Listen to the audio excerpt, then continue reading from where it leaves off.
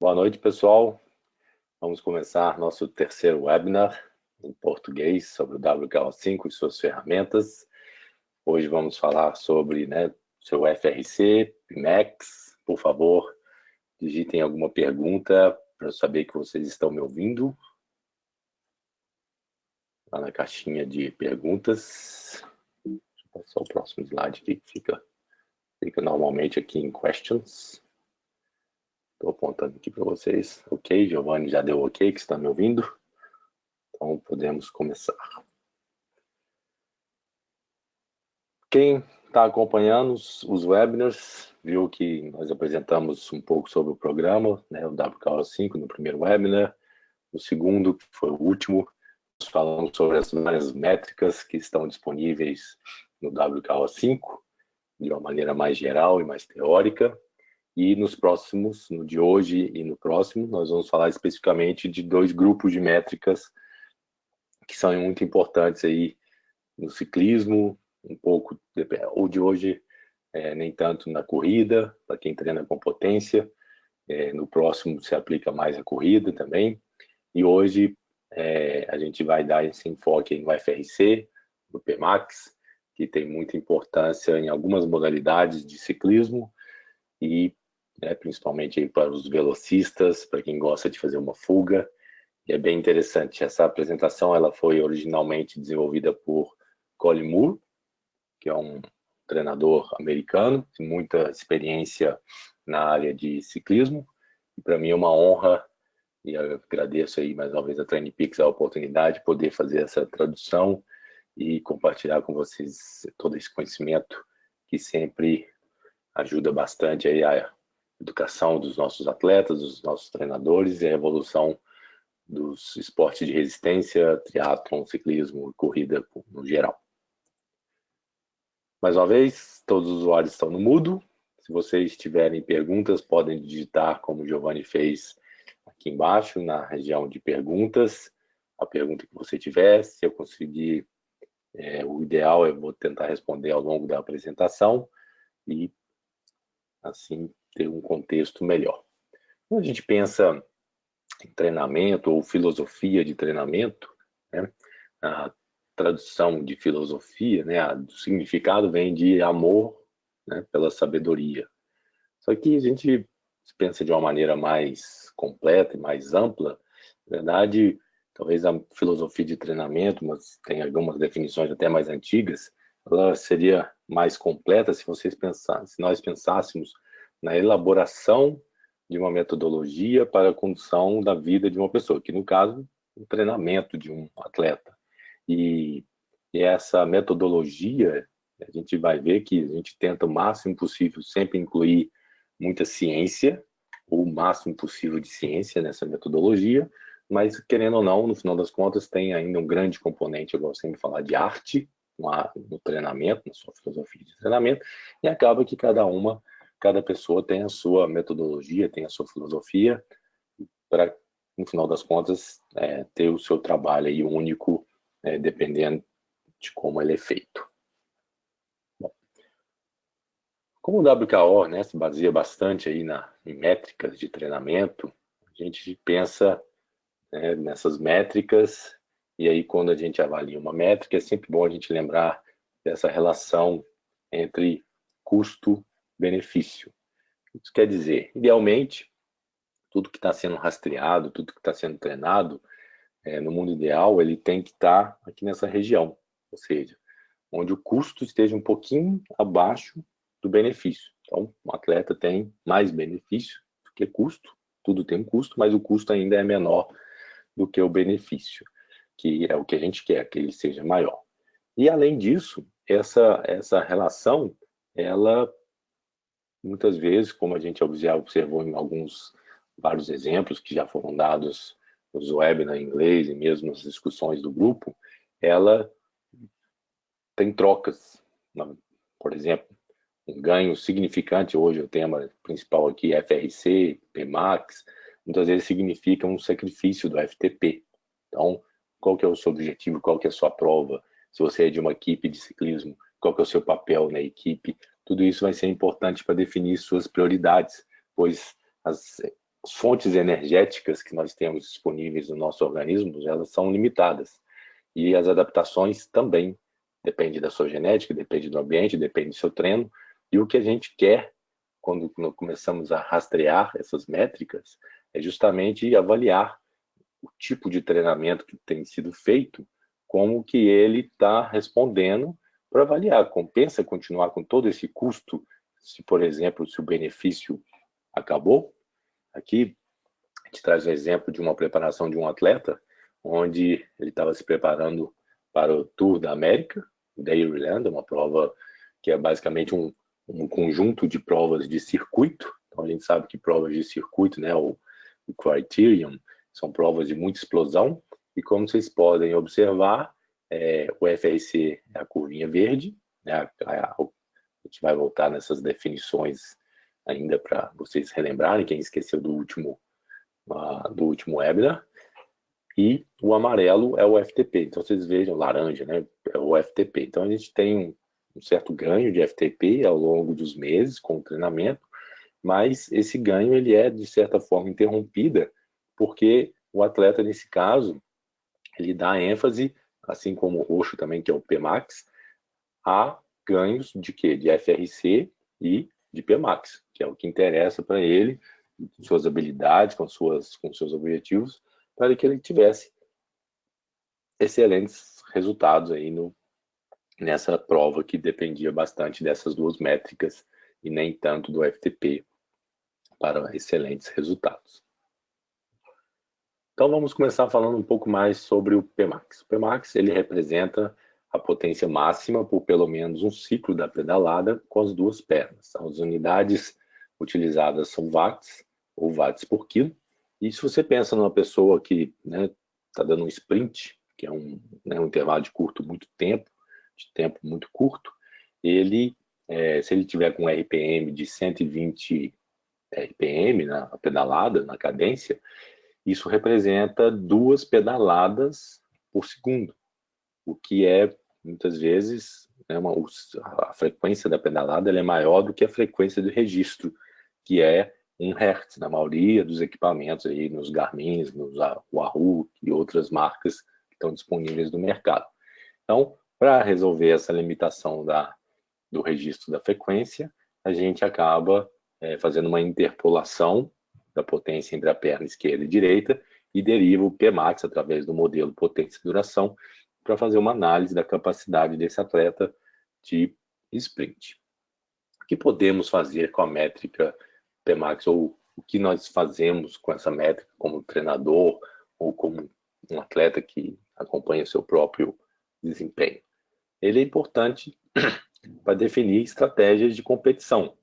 Então, sprints, ataques, será que vale a pena eu aguardar para fazer um sprint no final? Ou vale a pena eu fugir, fazer uma fuga para tentar ganhar a prova nessa fuga? Ela ajuda a definir posicionamento dentro do pelotão. Quem pedala aí muito de ciclismo de pista ou mesmo ciclismo de estrada, circuito, sabe que o posicionamento é fundamental. Então, o atleta que tem um bom Pmax tem uma facilidade muito maior em fechar intervalos. Então, aquele efeito ioiô que a gente vê no pelotão, ele pode ser combatido de uma maneira muito mais eficaz do que um atleta que tem um Pmax um pouco mais reduzido. Querendo ou não, né? Também é uma métrica que pode te dar o direito de se gabar. Afinal, dentre todas as métricas que estão disponíveis no WKO, que se baseia em uma ciência funcional, o Pmax é o que vai te dar números mais altos, né, em termos de potência. A gente vai ver no próximo slide. A gente tem aqui a normativa do Pmax. Então, aqui a gente tem uma representação em valores absolutos, tanto para homens quanto para mulheres. Então, para vocês terem uma ideia, na média, homens 1.200 watts, mulheres 988, e só que aqui não está relativo ao peso, mas vejam que uma pessoa com um Pmax alto pode chegar aí, na média, 1.400 watts, homens, mulheres 1.300 watts, e se a gente pega e leva isso para a pista, esses números são ainda mais altos, que são bem focados, específicos, né, os treinos para esse tipo de métrica, que a gente monitora nos ciclistas de pista. Então, com isso, com essas normas de PMAX, mais em mente esse conhecimento da onde pode ser importante ter um bom PMAX, ou saber que seu PMAX não é o melhor e, consequentemente, mudar a sua estratégia de competição, a gente começa a estudar um pouco mais sobre essa métrica. Então, primeira coisa que a gente sempre tem que lembrar, né, utilizando as métricas derivadas do modelo PD, é que nós temos sempre as capacidades do atleta versus a demanda do evento. Se eu tenho um atleta que tem pouca capacidade, por exemplo, de PMAX, e que adora disputar provas que têm alta demanda de PMAX, isso ou vai ter que ser treinado e resolvido, ou o atleta precisa ser orientado, que talvez não seja o melhor evento para ele participar. Pelo menos se ele está pensando em pódio, né? Com isso, a gente precisa coletar dados de potência, que vão nos permitir compreender a fisiologia do atleta. Isso pode ser feito através de testes de campos ou testes não estruturados. Hoje nós temos lá os residuals, que são também outra possibilidade de manter o modelo potência e duração atualizado. E aparece a nossa novidade aí do webinar, que é o modelo força-velocidade, modelo FV. A gente vai falar um pouco mais sobre ele. Com os modelos bem alimentados, seja através de testes estruturados ou não estruturados, tem provas, dados de competição, várias possibilidades, nós começamos a alimentar e a observar essas métricas de treinamento.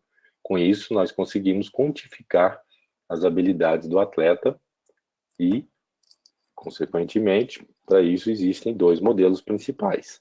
Nós temos modelo potência e duração, então PMAX, FRC, PFTP, TTE, VO2 Max, estamina, todos os derivados dele, e um modelo força-velocidade, ou potência e velocidade, vai também permitir a derivação do PMAX, o que a gente chama de cadência ótima, ou RPM Optimal.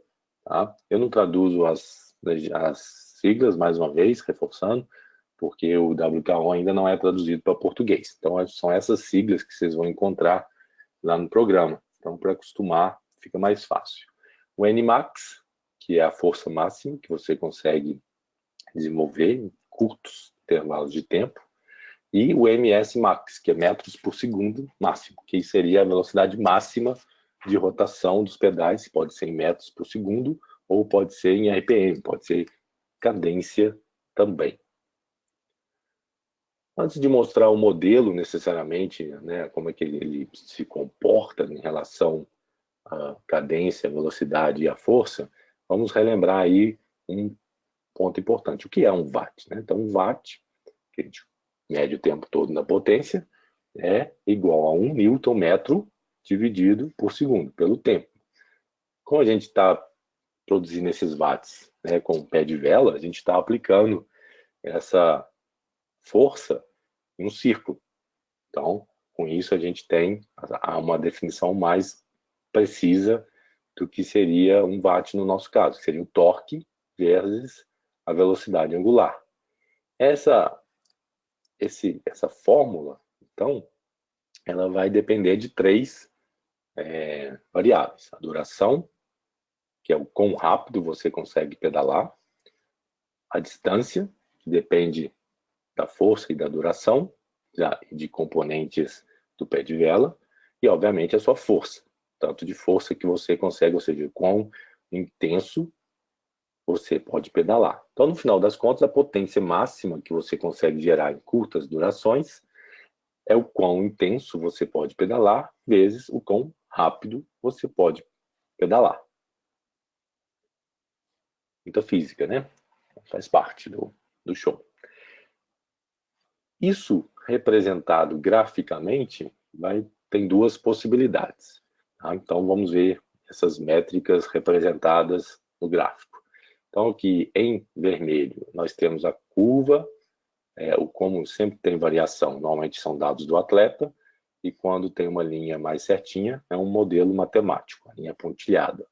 Então, a gente tem em vermelho a curva potência, velocidade, e em verde a curva força, velocidade. Então, no eixo X, aqui embaixo, eu tenho a velocidade de rotação dos pedais, que no caso está representada aqui em metros por segundo, e no eixo Y eu tenho duas escalas, que a gente tem dois modelos, né? Eu tenho newtons e watts, dependendo de como você quer observar. Esse gráfico e, na verdade, alguns outros gráficos que vou mostrar ao longo dessa apresentação, eles estão disponíveis, se você lembra da apresentação anterior, no WKO5 você tem os panoramas. Então, hoje, após esse webinar, se você for testar isso, você abre o WKO5, pede para alterar o panorama, ou o view, né? E seleciona Track View, que é a panorama de pista. Esse panorama de pista, ou essa visão de pista, foi desenvolvida mais uma vez pelo Cole Moore. Ele disponibilizou isso para a equipe de desenvolvimento do WKO e está lá disponível para todos os interessados na biblioteca do WKO5.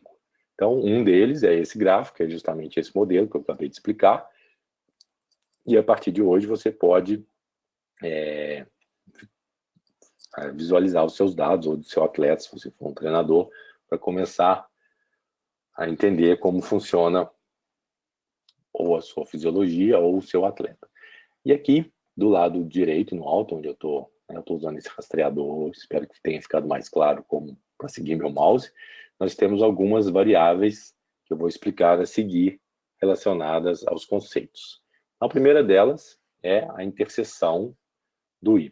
Tá? Nesse caso aqui, é 1912 newtons. Como vocês podem ver aqui, ele está fora da escala, porque quando a gente pensa em cadências muito baixas, normalmente os dados são um pouco difíceis de serem captados, e aí acabam gerando dados não muito precisos. Por isso que aqui, para facilitar pedagogicamente a visualização, a gente cortou um pouco o gráfico para ficar mais adequado à visualização. Então, se você achar um pouco estranho o modo como está representado seus dados, saiba que é por causa justamente dessa alta frequência de produção de força que é feita em velocidades mais baixas e que nem sempre os medidores captam adequadamente. Mas, então, ele representa a interseção do Y, do gráfico verdinho, o quão intenso você consegue pedalar, ou seja, é o Nmax. Tá? Do outro lado, na outra interseção, no eixo X, a gente tem a interseção do X, que é o quão rápido você consegue pedalar, ou desenvolver força, que é o MS max. Então, o que a gente conclui dessas duas variáveis?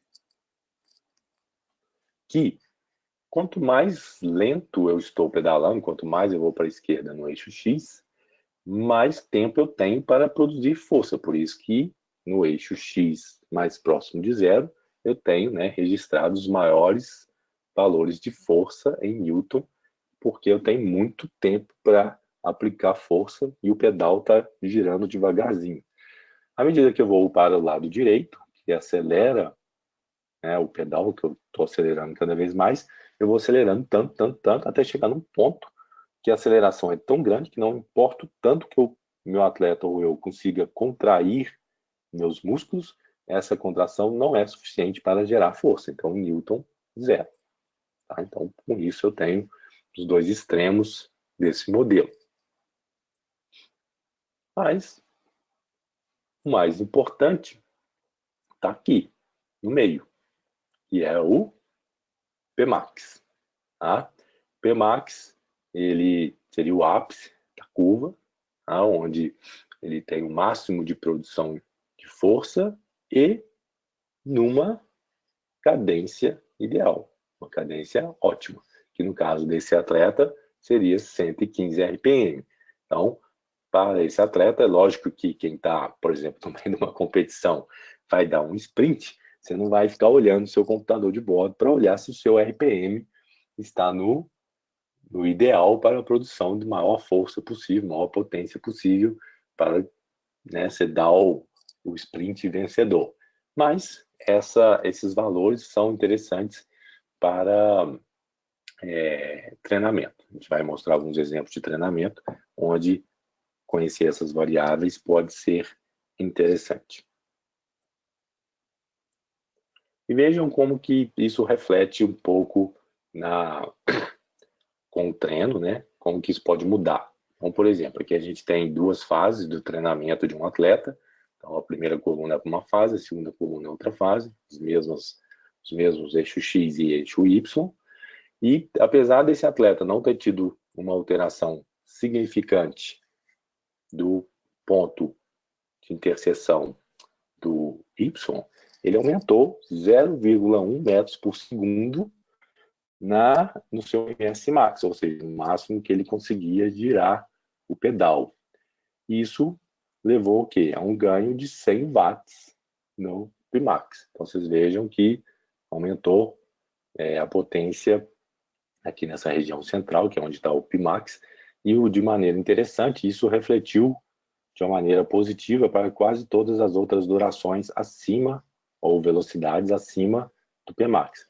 Por outro lado, se você olha aqui do lado esquerdo, isso não foi tão evidente, porque ele não conseguiu alterar o Nmax, consequentemente ele teve pouca habilidade em aumentar a força ou a potência que ele consegue gerar em rotações abaixo do Pmax. Então, provavelmente ele vai precisar melhorar seus treinos com relação ao Nmax para tentar subir um pouco essa curva também e continuar tendo ganhos. Vejam como a gente consegue rastrear essas métricas de maneira muito precisa usando esses modelos matemáticos e essas métricas. Bom, do ponto de vista matemático puro, né, o Pmax, a relação entre Nmax, né, e MS Max é bem simples, é uma multiplicação dividida por 4. Então, o que você conclui disso? Que tanto se eu aumentar o Nmax ou o MS Max, eu vou ter um ganho de Pmax. Tá? Então, mais uma vez, o Nmax é a força máxima, ou seja, a força que limita o quão intenso você consegue pedalar, e o MS Max é a velocidade máxima, ou seja, a taxa de desenvolvimento de força. Guardem essa sigla, a gente vai voltar nela, RFD, então Rate of Force Development, é o nome da sigla em inglês, vamos traduzir também para até termos uma tradução oficial. Ou seja, a taxa de desenvolvimento da força que limita o quão rápido você consegue gerar força. Então, essas duas métricas precisam e devem ser treinadas para o atleta que tem como foco competições onde o Pmax é importante. Como podemos melhorar, então, o Pmax? Com uma pedalada mais intensa ou mais forte, para aumentar a força, isso com grandes pesos, pensando até na musculação, ou potência máxima com baixa cadência. Então, pensa lá um atleta de pista, você faz uma largada parada, uma pessoa te segurando, e aí você pode treinar, que a gente chama de partidas, né? Onde a cadência é mínima, 0, e ele aplica o máximo de força possível até chegar a uma certa cadência, por exemplo. A gente vai ver um exemplo.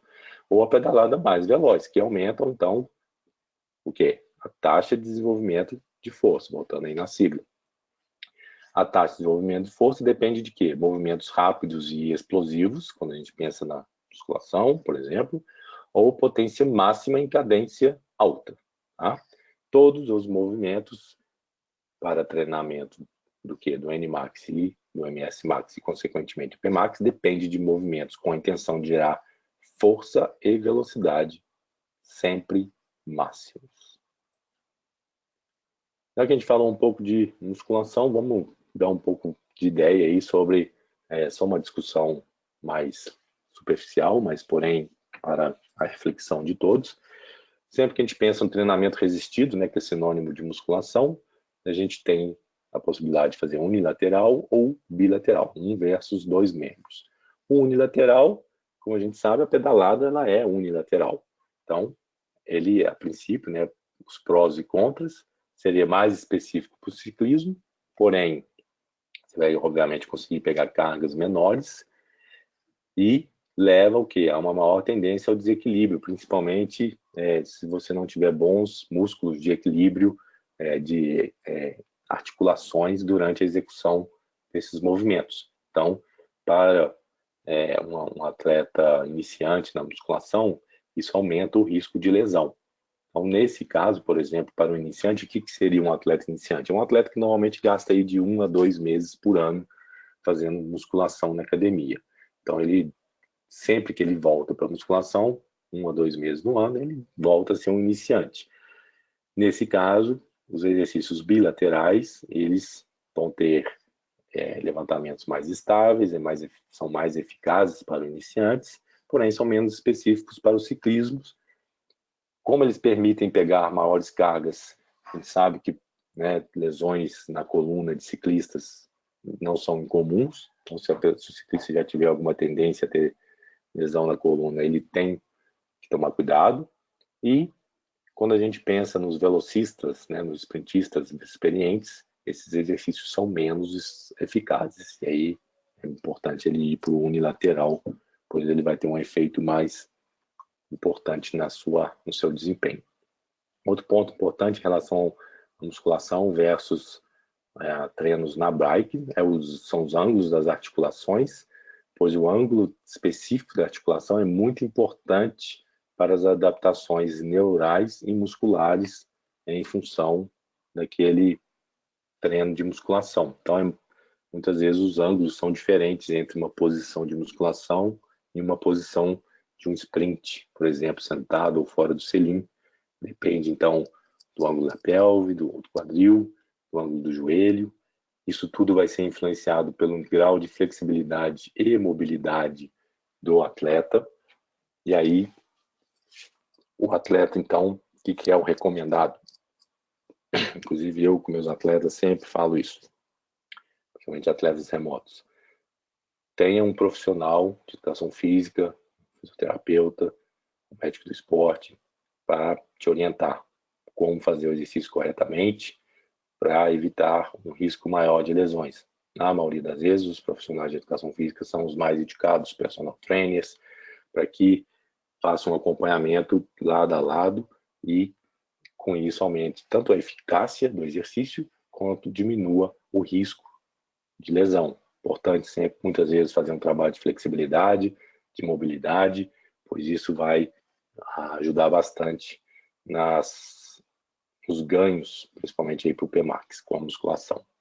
Existem outras modalidades de musculação tradicionais, né? Talvez as 4 principais aí seriam o powerlifting, o Olympic Lifting, fisiculturismo e os esportes, né, os programas de força e condicionamento de esportes de equipe.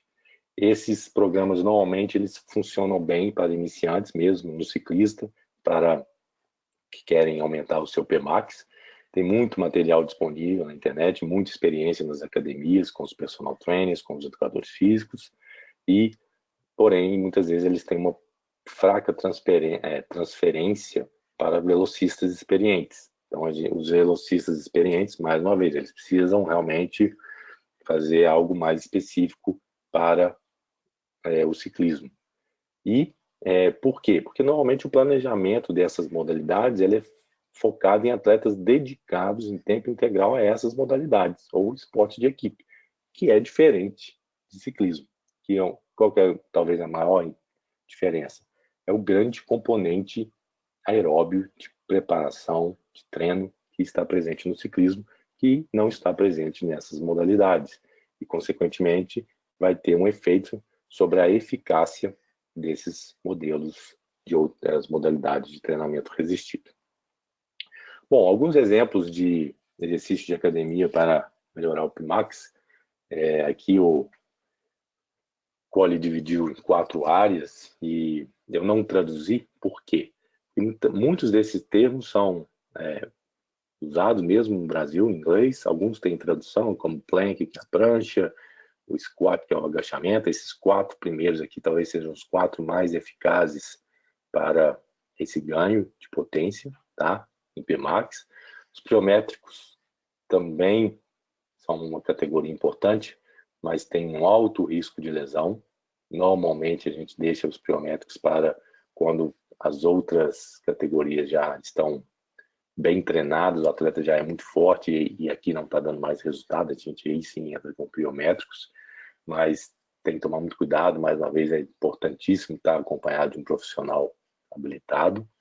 E outra vantagem que eu quis deixar em inglês é que se você digitar essas palavras no YouTube, você vai achar centenas de vídeos de exemplos de como fazer esse exercício para você entender as características de cada um e como fazê-los adequadamente. Bom, então, exercícios mais gerais, aqui exercícios de estabilização do core e das cinturas pélvicas e escapular, também alteram sua capacidade de fazer um sprint. Todos eles vão ter um efeito positivo sobre o seu Pmax. Nem todo mundo, como a gente sabe bem, tem tempo para ir na academia. Então, dá para fazer na bike? Inclusive, a gente costuma ter uma taxa de sucesso aí de até 90% em relação aos treinos da musculação bem feitos para ganhos de Pmax com treinos de bike aquelas variáveis que a gente citou lá atrás no modelo. Então, por exemplo, as partidas vão treinar o NMAX, colocar uma marcha bem pesada, velocidade baixa ou parado, faz 4 séries de 3 partidas, começando, por exemplo, 0. Quando chegar a 60 RPM, pode abortar, não precisa continuar, pois não vai ter tanto mais ganhos. Recupera aí 3 minutos a cada partida, 10 minutos entre as séries.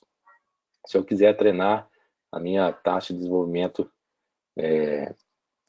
de contrações, MS Max, então posso fazer sprints fora do selim ou sentado, sprints de 10 segundos, bem curtos, começa com 90 RPM e olha lá no gráfico qual que é a sua cadência pico e tenta passar 20 RPM dessa cadência pico. Então, se é 120, tenta chegar em 140 nesse sprint, para que você consiga aumentar seu AMS Max.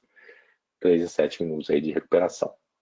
Já o Pmax ativado é um treino em sequência, onde você treina o NMAX, o MS Max, o Pmax, e você faz 3 a 5 vezes em sequência, 2 a 3 minutos de recuperação de sprints e 10 minutos entre as séries.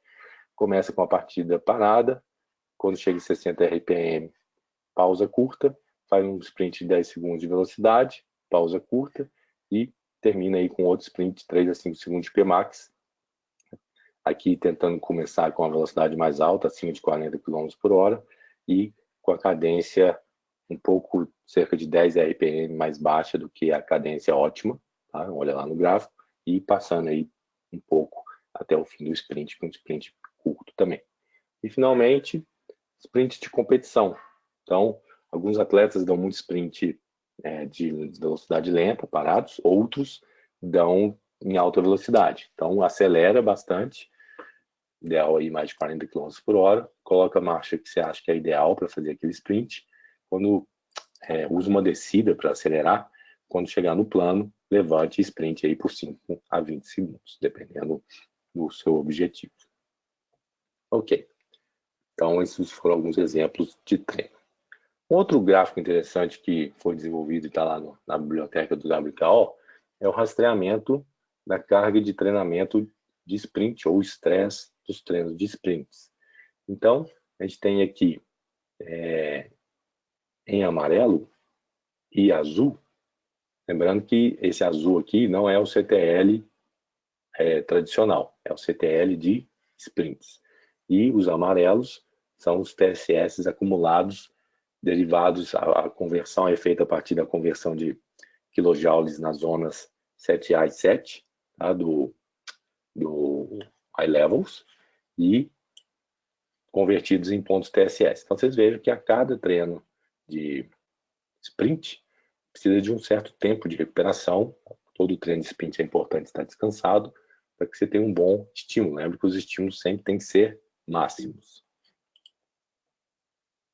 E agora sim, a gente tem as duas curvas. A gente tem o CTL aqui em azul, tá? E o azul mais claro é o CTL derivado dos TSS de sprint. Então vejam que, lembra o Progress, lá o Tour, Dairyland. Quando ele chega próximo da prova, a gente observa que está aumentando, né, o CTL derivado do estresse de sprints, e quem que aumenta junto? o Pmax, que é o que ele queria, né? Então chega lá na prova bem treinado, com um pico de CTL de TSS derivado das zonas 7 e 7A e, obviamente, esperando, né, que seja o suficiente para ganhar a prova de acordo com o seu objetivo.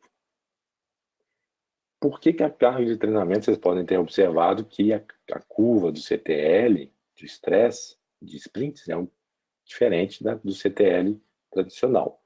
Por que elas são diferentes? E por que precisou criar duas curvas? Porque os objetivos de treinamento são fisiologicamente diferentes.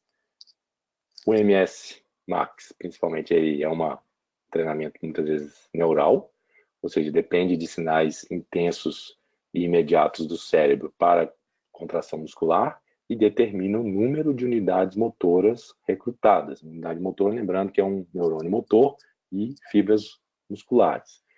Isso tem um descondicionamento rápido, ou seja, você perde rápido essa adaptação e depende muitas vezes de uma exposição mínima a cada 3 a 7 dias para manutenção, ou seja, treinos de sprint para manter o MS Max. Idem para o N-Max, que vai alterar a contratilidade da fibra muscular, ou seja, representa a força de contração contrátil máxima. Com os treinos, a gente altera isso, aumentando a rigidez do tecido conjuntivo, que dá ali estrutura para o músculo, ângulo de penação, que é uma orientação dessas fibras na contração, comprimento muscular ideal altera, né, otimiza o comprimento muscular ideal para a contração e também, talvez junto com o parágrafo anterior, determina o recrutamento de unidades motoras ideal, tá? Essas vias de adaptação, então, quando elas são treinadas, elas levam a recrutamento de unidades motoras que depende do princípio do tamanho de Henneman. Ou seja, mais é melhor. O que isso quer dizer? Não se consegue treinar fibras musculares se elas não estão sendo ativadas ou recrutadas. Por isso que é importante todo treino de sprint ser máximo, porque com a força máxima, eu estou aumentando os dois pontos mais importantes com relação à ativação muscular, que é a intensidade do sinal e o número de fibras musculares que estão sendo recrutadas e ativadas. Com isso, eu consigo realmente um ganho aí na minha capacidade de contração. Isso altera também a RFD, né, a taxa de desenvolvimento de força, ou seja, altera a velocidade de movimento desejado e o ângulo de articulação determinam a a velocidade de movimento desejada e o ângulo da articulação, por isso muitas vezes o treino da bike é eficiente, determinam a adaptação neural e a velocidade, que é específico da velocidade da perna. Então você tem que sempre objetivar potências que superem naquele momento o seu modelo potência e velocidade. Por isso que tem que ser, mais uma vez, esforços máximos. Quem trabalha com WKO5 sabe que lá tem o quê? Temos os high levels. Mas, para treinamento de PMAX e FRC, isso não acaba que a gente não usa tanto. A gente usa realmente o gráfico potência duração, a potência velocidade ou força velocidade e usando como parâmetro, né, o Nmax, o Pmax e o MS Max, para quê? Para que aqueles treinos que eu dei o exemplo lá atrás sejam individualizados de acordo com a curva do atleta e, com isso, ele desenvolva a potência máxima onde ele precisa desenvolver para que ocorram as adaptações de acordo com a necessidade do atleta. Aqui, para finalizar a parte do Pmax, a gente tem uma lista de quais variáveis são interessantes você monitorar para cada tipo de modalidade ou disciplina. Então, velocistas de circuito ou enduro de pista, a gente usa o Pmax, o Nmax por quilo, que ele é um bom preditor da capacidade de aceleração do atleta. Velocistas de estrada ou que são especializados em fugas, o Pmax após 2.000 kJ. ou Pmax após 40 minutos acima do FTP. Ciclocross, mountain bike, velocista de pistas, Nmax por quilo e watts por quilo, que aqui é do Pmax.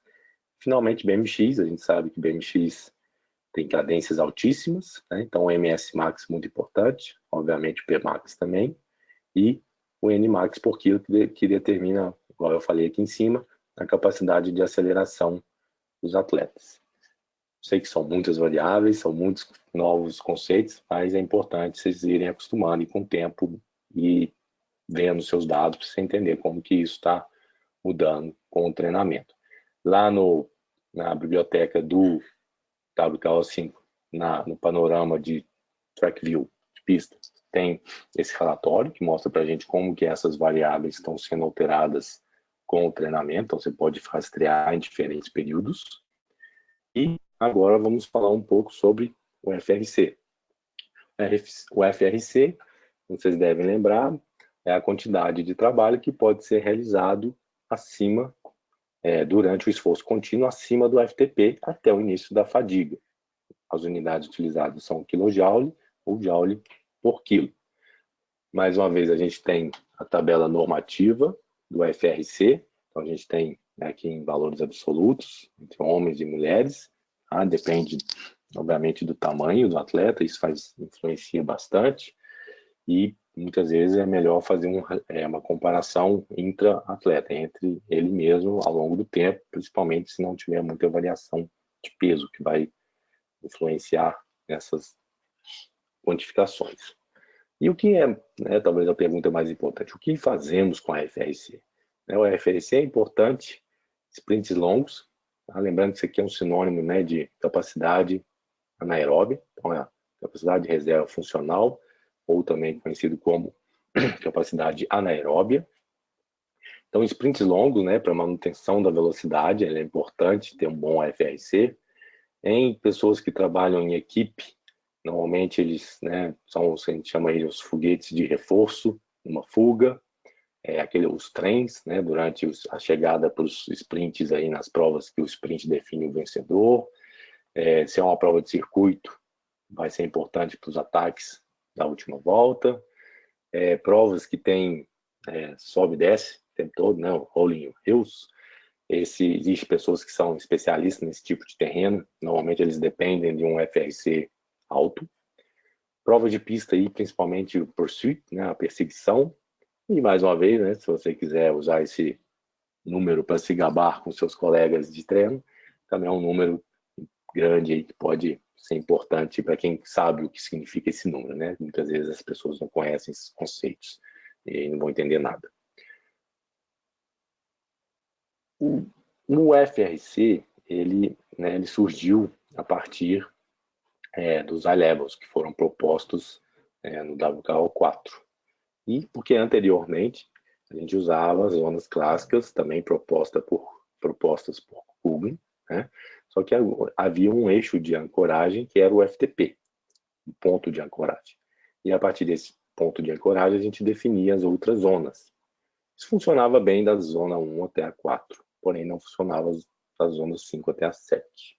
Para resolver esse problema, foi criado, então, o modelo potência e duração. A partir do modelo potência e duração, que é alimentado com dados dos seus treinos a cada dia, foi possível ampliar esse entendimento, ou esse diagnóstico, esse fenótipo do atleta. E aí a gente passou a ter o FRC, passou a ter o Pmax, passou a ter outras variáveis, que eu mostrei no webinar anterior, que são importantes de serem rastreadas e são únicas daquele atleta. Então, a fisiologia daquele atleta pode ser personalizada com esse novo modelo de potência e duração, e o FRC foi um deles. Então, aqui a gente tem, a gente começa a pensar em, se eu tenho que treinar, se eu tenho uma FRC, como que eu treino essa FRC? Como que eu faço para melhorar? A partir da curva potência e duração, o WKO5 consegue gerar o quê? Os high levels, que são as zonas personalizadas derivadas do modelo potência e duração. Até a zona 4 do FTP, normalmente ele usa ainda a faixa de percentual, tem pouca variação entre os atletas, mas a partir do FTP, que a gente começa a chegar no FRC, PMAX, ele acaba com essa faixa de percentual e passa a usar faixas de durações. Mas será que essa é a melhor maneira de treinar? Será que eu devo usar essas faixas de potência? O que a gente tem visto é que não. A gente pode usar as durações, mas, mais uma vez, adivinha o que vem? Potência máxima. Então, a gente pega essas durações que estão do high levels, ou se eu quiser um sistema, uma outra opção, são os intervalos otimizados, que também estão disponíveis no WKO. E aí eu vou prescrever, vou passar meus treinos, que pode ser para PMAX, pode ser o FRC, o intensivo, ou Intensive Anaerobic, e o FRC Extensive Anaerobic, que estão representados aqui na curva em função da duração. Então, o PMAX mais curto, o intensivo um pouco mais curto ainda e o extensivo mais longo. Mas para todos eles eu pego essa duração, posso arredondar para simplificar se eu quiser, e faço um sprint de 12 a 15 segundos no máximo, aqui um sprint de 35 segundos, 30 segundos no máximo, e aqui um sprint de 1 minuto no máximo, sempre no máximo, assim como lá para o PMAX. Tem algumas variações de treinos também que a gente pode fazer, dependendo do que a gente quer dar ênfase. Repetições de subida, né, os real repeats. Então, 3 a 6 vezes, FRC intenso. Mais uma vez, eu não traduzi esse termo, porque é o que vocês vão encontrar no WKO 4, 5. E aí, só traduzi que você vai usar a duração do intensive ou do extensive, dependendo do que você quer treinar. 3 a 6 vezes, cadência confortável, uma recuperação plena para conseguir dar outro sprint, porque esses sprints são aqueles que te fazem vomitar, né? Como o pessoal sempre brinca aí no meio ciclístico. Acelerações com FRC, então pode ser parado, um movimento com a marcha moderada pesada, 53,15, por exemplo. Começa a aceleração, tenta jogar 2 marchas, e nesse tipo de aceleração é importante a especificidade da posição. Então, se você é ciclocross, segurar nas manetes. Se é pista ou circuito, nos drops. Se for mountain bike, XCO, só tem uma posição, né? Não tem onde segurar mais. Também precisam de recuperação plena. Então, é um bom treino para treinar aí acelerações quando necessárias. Pode treinar a capacidade do FRC. Mais uma vez, 1 a 5 sprints, 3 a 6 minutos no total, alternando 30 segundos máximo, 30 segundos de recuperação. O alvo é ao chegar na cadência ótima, né? Lembra do RPM ótimo. Se você quiser treinar também o MS Max, você pode passar, chegar aí até 0 a 20 RPM acima do RPM ótimo. Normalmente 7 a 10 minutos de recuperação entre as séries. E o que a gente observa? Que, em geral, os ciclistas que têm um FRC alto e um PMAX alto, normalmente precisam de menos estímulos desse tipo para responder bem. Já aqueles que têm um FRC baixo, precisam fazer bastante esse tipo de treino para poder ter uma boa resposta. Finalmente, sprints e provas longas, que são muito similares aos sprints do PMAX. Pega uma descida, acelera, quando estiver no plano, deixa na marcha ideal, vai treinando isso para você acostumar, de acordo com os seus objetivos, levante sprint, dê um sprint, que pode ser com a duração do intensivo ou do extensivo.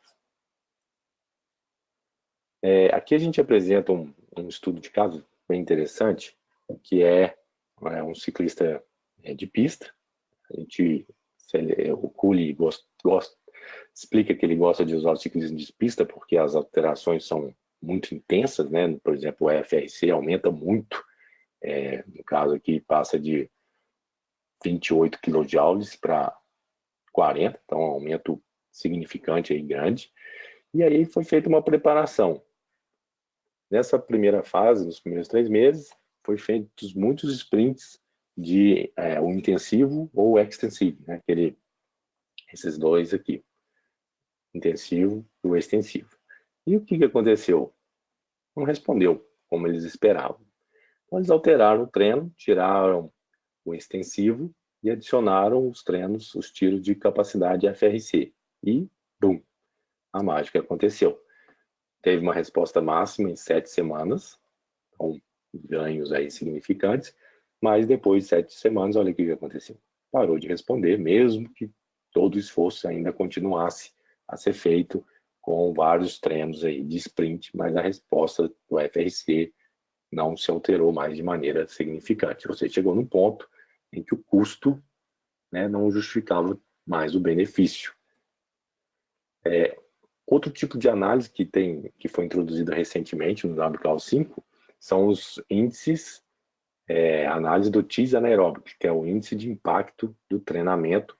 Tem o aeróbio e o anaeróbio. Inclusive tem um webinar que foi apresentado recentemente falando sobre isso.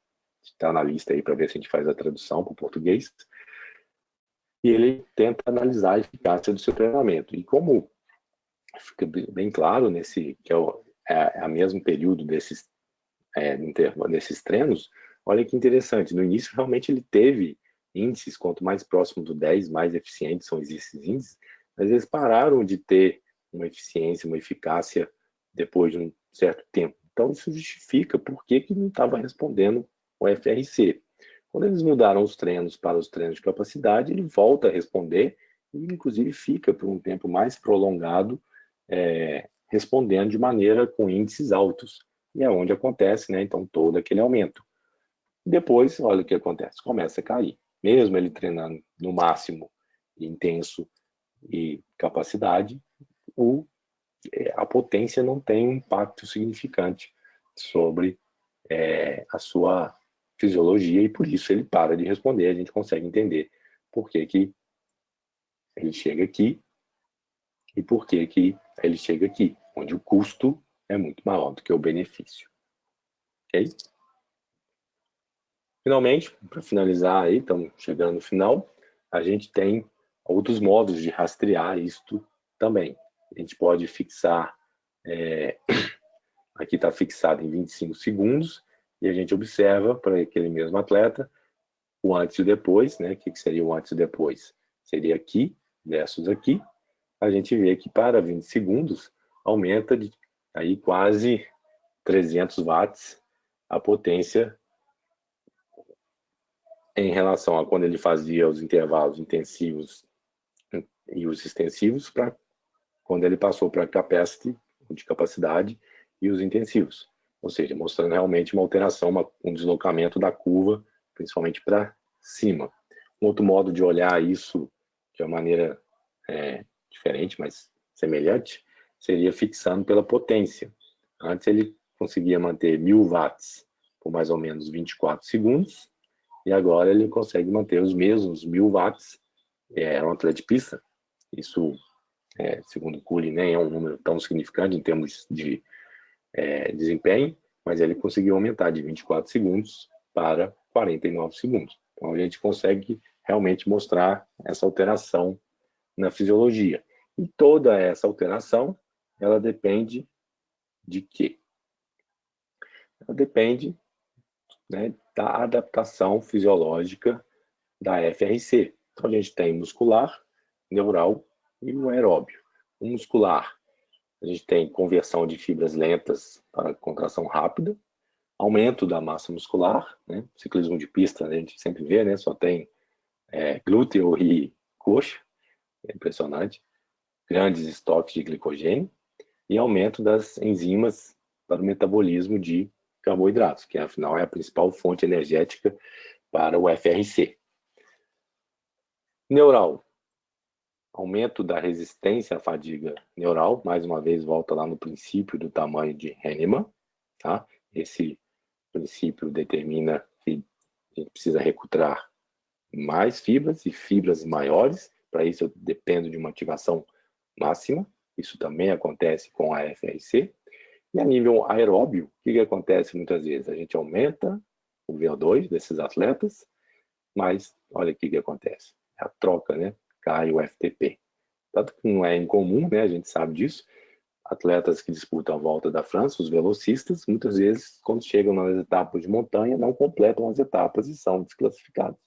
Então, Por quê? Porque ele é tão especializado em FRC e PMAX, que o FTP dele sofre, ele não consegue treinar os dois simultaneamente e acaba perdendo o desempenho a nível de FTP, mas, por outro lado, ninguém ganha do sprint dele.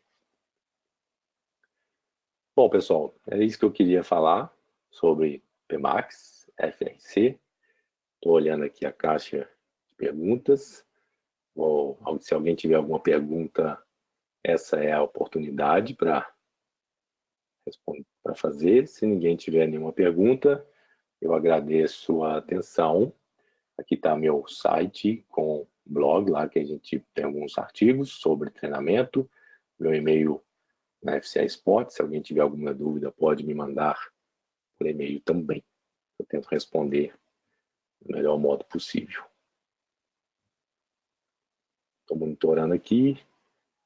Bom, não tem nenhuma pergunta. Então, eu agradeço a atenção de todos e vamos encerrar essa apresentação.